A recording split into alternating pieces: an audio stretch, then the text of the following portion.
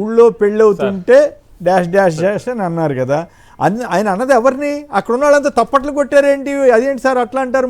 మేం కదా మేము అభిమానులము, మేం కదా మిమ్మల్ని సీఎం కావాలని కోరుకుంటున్నది అని అడగపోగా తప్పట్లు కొట్టారంటే జనసేన కార్యకర్తలు లేకపోతే నాయకులు అంత అమాయకులు అనుకోవాలా? లేకపోతే ఆయన ఏం చెప్పినా తప్పట్లు కొడతామే వాళ్ళ బాధ్యత? అంటే సార్ వాళ్ళు అక్కడ ఆ క్షణంలో అయితే చప్పట్లు కొట్టారు, కానీ ఇంటికి వెళ్ళిన తర్వాత ఆలోచించుకుని ఉంటారు, అన్నది మనల్నే కదా, విమర్శించింది మనల్నే కదా, ఇదేంట్రా బాబు అని చెప్పని. ఎందుకనంటే అది సహజంగా ఎవరు వాడతారు? ఊళ్ళో పెళ్ళికి డాష్ డాష్ అంటే ఎవరో సందడి చేస్తున్నారు అని అంటారు. ఎవరు సందడి చేస్తారు? జనసేన కార్యకర్తలు, జన సైనికులు సందడి చేస్తారు. అంటే జన సైనికుల్ని ఆ అబ్రివేషన్లో చివరి పదాలు ఎవరికి వర్తిస్తాయి? వాళ్ళకే వర్తిస్తాయి. కాబట్టి వాళ్ళు తర్వాత ఇంటికి వెళ్ళిన తర్వాత బాధపడి ఉంటారు. ఆ రకమైనటువంటి మాటలు మాట్లాడటం అనేది సరైనటువంటిది కాదు. కులం గురించి విమర్శిస్తారు, మతం గురించి విమర్శిస్తారు, మతం గురించి మళ్ళీ ఆయనే మాట్లాడతారు, కులం గురించి ఆయనే మాట్లాడతారు, లేకపోతే జన సైనికుల గురించి ఆయనే మాట్లాడతారు. మీరందరూ ముఖ్యమంత్రి గురించి చర్చించడం అనవసరం. మనం జాలి పడుతుందని చెప్పి కాదు. పేరు నాని గారు ఒక వ్యాఖ్య చేశారు కదా, ఇప్పుడు కాపు సామాజిక వర్గం ఆయన్ని ఓన్ చేసుకోవాలా చేసుకోకూడదా? అయినా సరే ఆయన ఆ రకంగా ఊళ్ళో పెళ్ళైనా అని అట్లాంటి వ్యాఖ్యలు చేసినా కూడా కాపు సామాజిక వర్గం ఆయనకి మద్దతు ఇవ్వాలా? అంటే సార్ ఇప్పుడు ఏ రకంగా ఇప్పుడు కింది స్థాయిలో ఉన్నటువంటి క్యాడరే పార్టీకి, నియోజకవర్గాల్లో ఉన్నటువంటి కార్యకర్తలే పార్టీకి, వాళ్ళందరి అభిప్రాయం ఏంటి?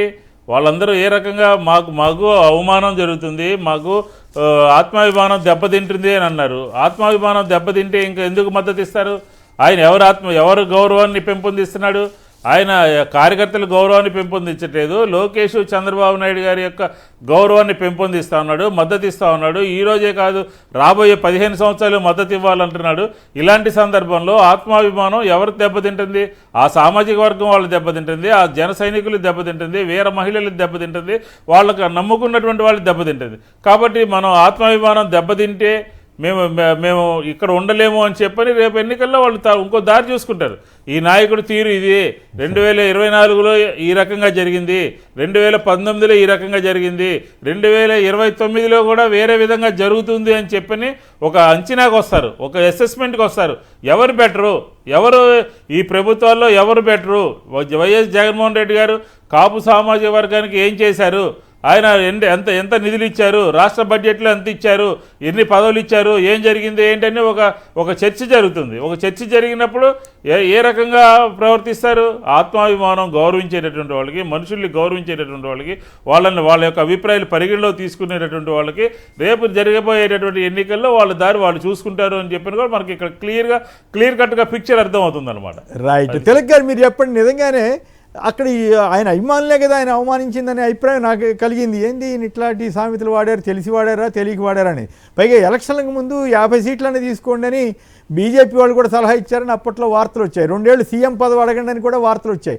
అవన్నీ వదిలేసుకుని ఇప్పుడు ఈ కబుర్లు ఎందుకు చెబుతున్నట్లు చంద్రబాబు గారు మరి నిన్న 15 ఏళ్ల ప్రస్తావన తెచ్చారో లేదో నాకైతే తెలియదు, కానీ బట్ ఇప్పుడు కూడా అదే కట్టుబడి ఉంటే ఆ సామాజిక వర్గం వాళ్ళు మెచ్చుకుంటారా? అయినా సరే పర్వాలేదు, మమ్మల్ని అవమానించినా పర్వాలేదనే ఫీలింగ్లోకి వెళ్తారా? మరి ఇప్పటికే కాపుల్లో వ్యతిరేకత మొదలైంది. ఈయన ఎన్నికలకు ముందు ఇంటికి వెళ్ళి హరిరామ జోగయ్య గారికి వంగి దండాలు పెట్టాడు, మీరు సలహాలు ఇవ్వండి అన్నాడు. ఆ సలహాలు ఇస్తూ ఉత్తరం రాస్తే పక్కన చెత్తబుట్ల పడేసి ఎన్నికలకు ముందు వంగి దండాలు పెట్టి నా ఎన్నికల వ్యవహారాన్ని మీ గొప్పెట్లు మీ చేతుల్లో పెడతానని అని చెప్పి వర్మ గారికి చెప్పాడు. ఇప్పుడు వర్మ గారిని పార్టీలో పదవుల నుంచి పీకించేవారు నిద్రపోవాలి. నీ పార్టీలో పనిచేస్తున్న మహిళా నేత ఈ బెడ్రూమ్ లో సీక్రెట్ కెమెరాలు పెడితే తెలుగుదేశం వాళ్ళు నువ్వు మాట్లాడు.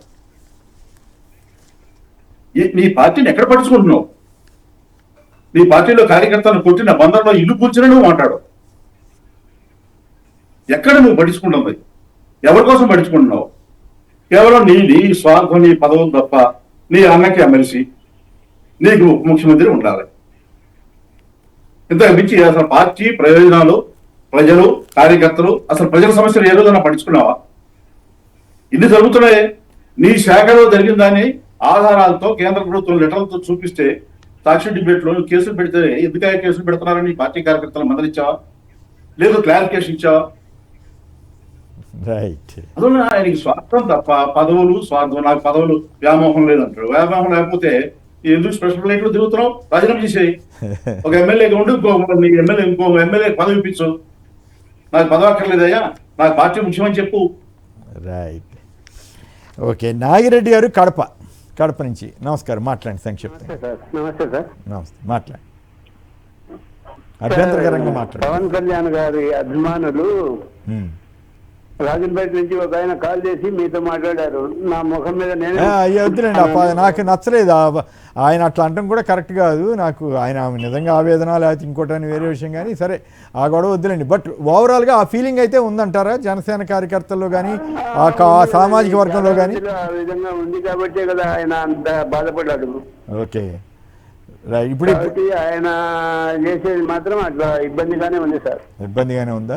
కరెక్ట్ గా లేదు. రైట్. ఇబ్బంది సంగతి ఎట్లా ఉన్నా కూడా తన కార్యకర్తల్ని తన వర్గం వాళ్ళని అవమానించే రీతిలో మాట్లాడుకోవడం, కులం గురించి మాట్లాడటం, అసలు ఒకసారి కులం కావాలని ఇంకోసారి వద్దని, ఇవన్నీ మరి ఎప్పటికీ కూడా చంద్రబాబు గారికి లోకేష్ గారికి మద్దతుదారుగానే మిగిలిపోతారా, లేక నిజంగా ఆయన అభిమానులు కాపు సామాజిక వర్గం కోరుకున్నట్లు ఎస్ నేను ముఖ్యమంత్రి అవుతాను అని విజయలాగా పట్టుదలతోటి వ్యవహరిస్తారా అన్నది వేచి చూడాలి. కాకపోతే ఆయన అయితే చేతులు ఎత్తేసినట్లుగానే కనపడతా ఉంది.